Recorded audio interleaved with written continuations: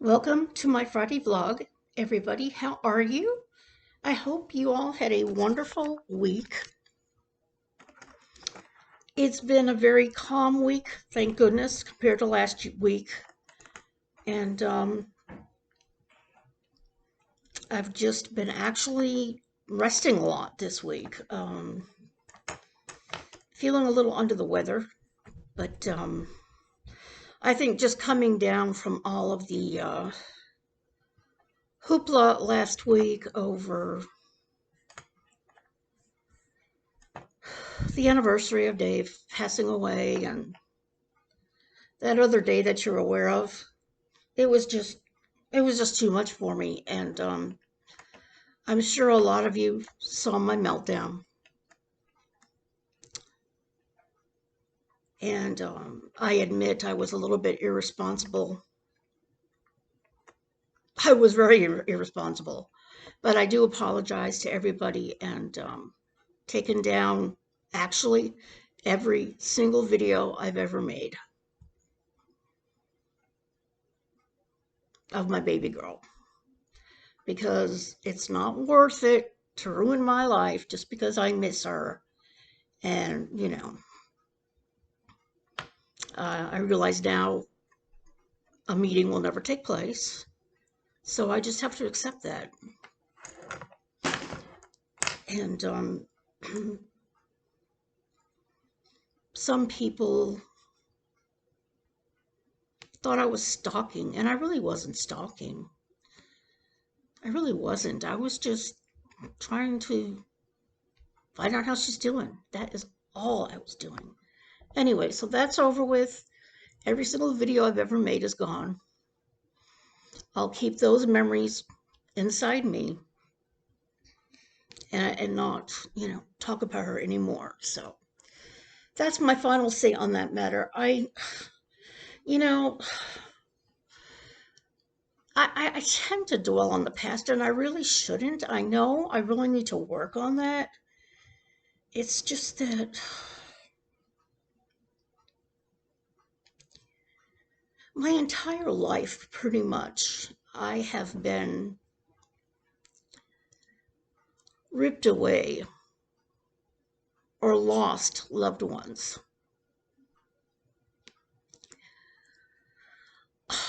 I think when I was around 18, my father and his brother had a big fight. My cousins and I were really close. I mean, we were constantly visiting each other. We'd spend Christmases together. They were my best friends at the time. We'd go visit grandma's house together. I mean, it was such a beautiful family. And this one fight just tore apart the family. Never saw my cousins again. Never saw my grandma again. And it was really rough. It was really rough. And then when I got married to Andre, my first husband, I had actually gotten pregnant once, but I had a miscarriage. And that was hard. The one time I could have had a baby and I got a miscarriage. So I've lost a lot of loved ones, and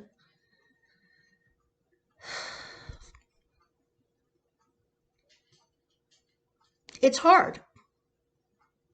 Okay. I had a miscarriage when I was like 19 years old. Never to get pregnant again, never could, because I wound up with severe endometriosis, which makes it very difficult for somebody to get pregnant. And then what happened? I kept getting uterine cysts all the time, ovarian cysts.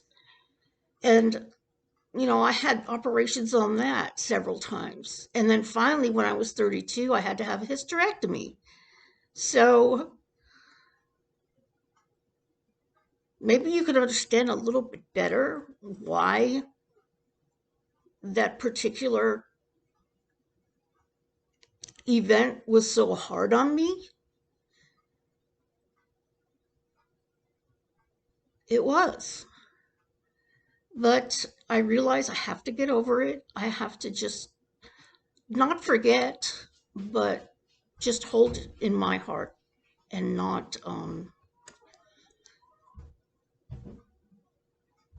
talk about it on social media anymore. And I won't.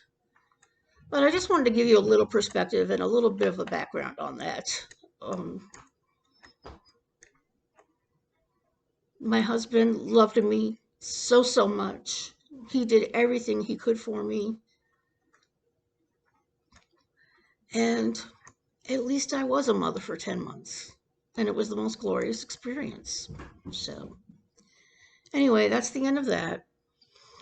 Um, I've been watching WFLA in Florida live because some of you may know that they actually released Brian Laundrie's notebook today. Part of it, not all of it. And it was very, very bizarre. And you can look online and you can find it. It was such a bizarre writing. And some people are questioning whether or not he did it or somebody else wrote it. Then the lawyer for the Petitos comes on, and JB from WFLA is talking to him. And what was his name? Shoot. Kylie, I think, was his last name. And could be wrong, I don't remember. And he said, I'm surprised they released this and not the letter. And JP said, what letter? He said, there was a letter that Roberta wrote to Brian's mother. And JB is so professional. You know, he didn't even react, but he wanted to verify everything. He kept repeating things and making sure that what was being said was truth. And yes, the Petito's lawyer saw this letter that Roberta wrote to Brian, and in that letter, she says she will assist him. The lawyer wouldn't say what she was going to assist him with. But from the way he was talking, his feelings were vindicated that perhaps, well, the lawyer says, the Laundries did know that Brian killed Gabby. And it's just a very interesting development, and we shall see what happens there. I watched the court hearing yesterday, and it was so sad, her poor mother crying, and the Laundrie's lawyer trying to convince the judge that this should not go to trial, that the Laundries had nothing to do with it. And then when the Petito's lawyer came up, he said, they knew about it. They withheld information. They didn't tell Gabby's parents anything. They totally ignored them. And they deserve justice, which I totally agree with. So, gosh, it's just heartbreaking to see that. Yeah. And Amber Heard's attorney, I don't think her attorney's doing anything, but they had their day in court today for the final verdict to be signed and everything. So it is final that she defamed Johnny Depp and she is to pay him $10.35 million. How she's going to do that, I don't know, because everybody claims she's broke. And of course, she said, I'm going to appeal. This isn't right. So there's another thing that I've been watching. I love court stuff, and I don't not a love of true crime, but just an interest in it. Okay. My husband was an auxiliary cop in New York. And of course, we were watching Forensic Files was on the TV 24 freaking hours a day. When there was nothing else on TV, it was Forensic Files over and over and over, and all of those news programs like that we watched all the time. So I just, I've gained an interest in that. And so I keep up with, the big stories that come across, and even smaller stories. It's just, it's interesting, but it's also very hurtful at times, especially in a case like this where an innocent person was killed for no reason. And if you haven't watched, Brian Laundrie's letter talked about her being out in the creek and it was getting dark. And he heard a splash and he heard her scream. So he came running to her and he lifted her up and put her down and started a fire, and he spooned her to keep her warm, and she wouldn't let him leave. And he said she was suffering so much, I put her out of her misery. Can you imagine? Can you imagine how the potatoes feel about this? Oh my God. Oh my God. I feel for them so badly. And yeah, so I've just been, watching YouTube. At least I'm out in the living room. I spent what, three frickin' years in the bedroom because I really didn't have any furniture out here that was comfortable um, to do things. So once I got my couch, I stayed off of it for a while, but then I finally started coming in here to do my karaoke nights with my friends and with myself. And yeah, I love my couch. I love my house. I was on Facebook today and it showed my very first picture of my living room. Bare. Just totally bare. And the floors were in pristine condition. And now they look like hell after 4 years of abuse. I was like, oh my gosh. And I should have researched how to take care of wood floors, because I didn't realize that if you drop anything on them, it gets a black spot. So, along with my spills and her throwing up every once in a while, this floor has been through a lot and it's really looking bad. There are big cracks in it now. They're like this big. So every little thing gets in there, and I it's crazy. And as far as Winnie, I watched her eat, and yes, she eats way too fast.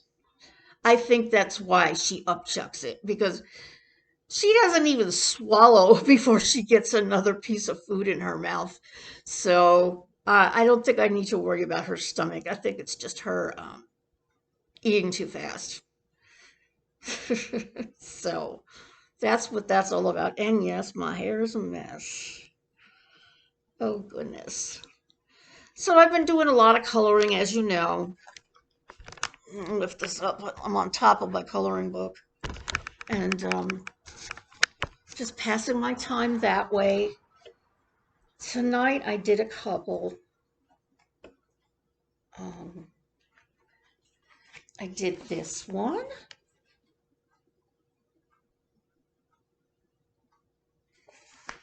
And then I did this one.